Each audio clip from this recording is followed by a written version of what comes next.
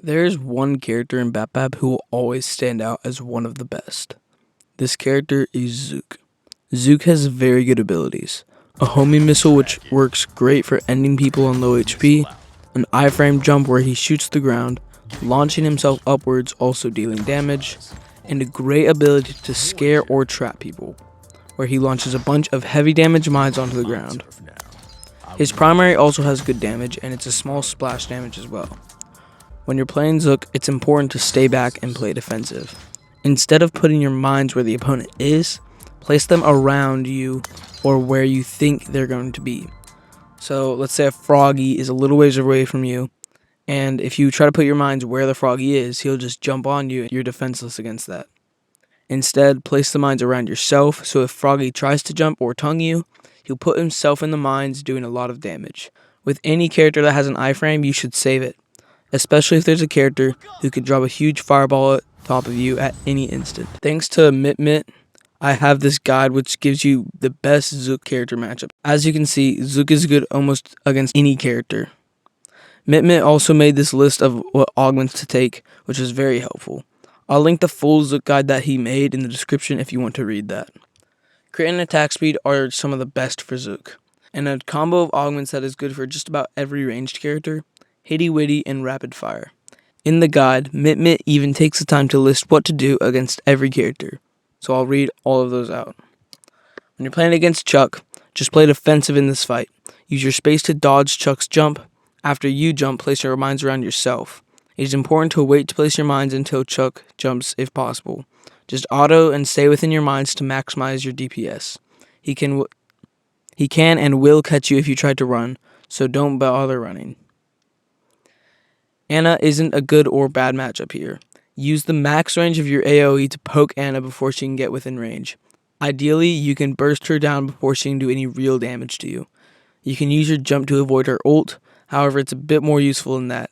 If Anna is close to you and she doesn't have Metal Maid, your jump will actually cancel her ultimate. If you maintain distance, you can win. If you deal enough burst damage, you can win. The loss condition is if Anna can survive your burst and get close enough to burst you down. If you're facing another Zook, use your jump to ensure you don't get hit by the opponent's mines.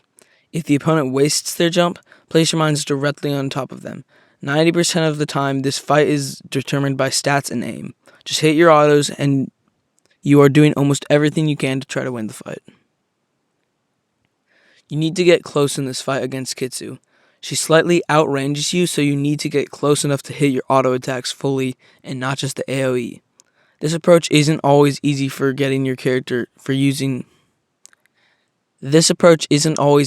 using your spacebar to get close isn't a bad idea. You can use your minefield in two ways. You can place it on Kitsu if you get close enough, or you can place it between the two of you. Kitsu's autos don't pierce by default, so they get caught up in Zook's mines. Sashimi, don't get scared when he uses her spacebar. When she uses her spacebar, just place your mines around yourself and duel her. Kite through the mines, and usually the slow from them is enough to recreate a bit of the space. Save your jump for when she ults. The easiest way to lose this fight is to use your spacebar against her spacebar. Avoid this if possible. Kiddo. You are slightly outranged in this fight, so you need to find a way to get into your auto range to win.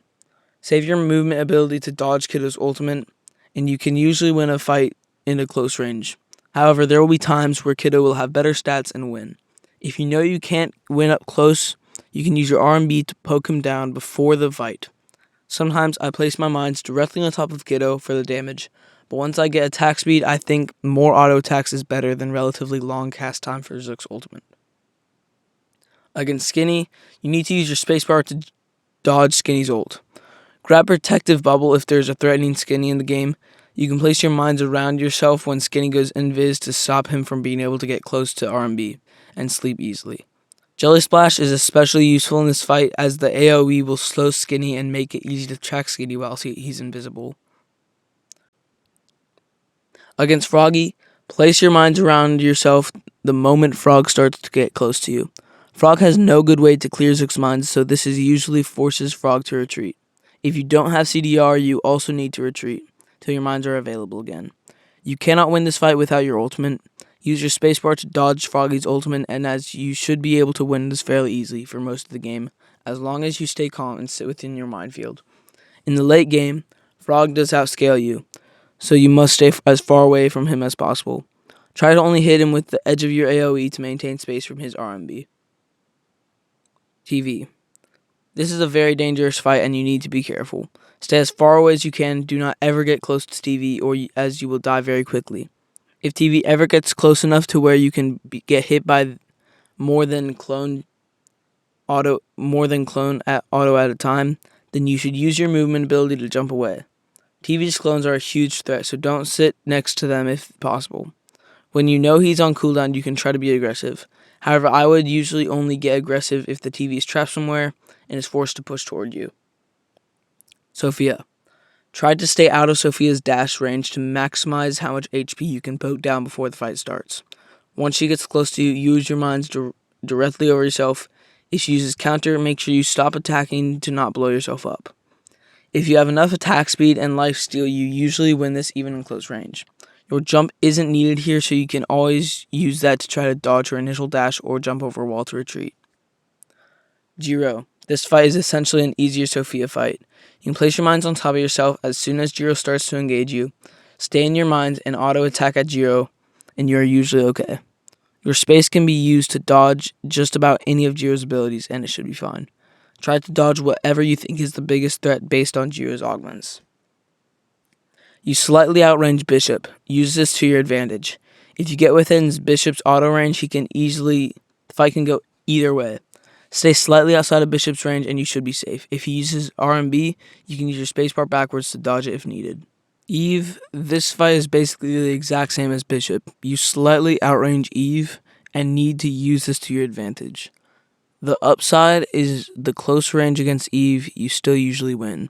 If you can use your space to dodge either her RMB or her ultimate, it doesn't really matter which.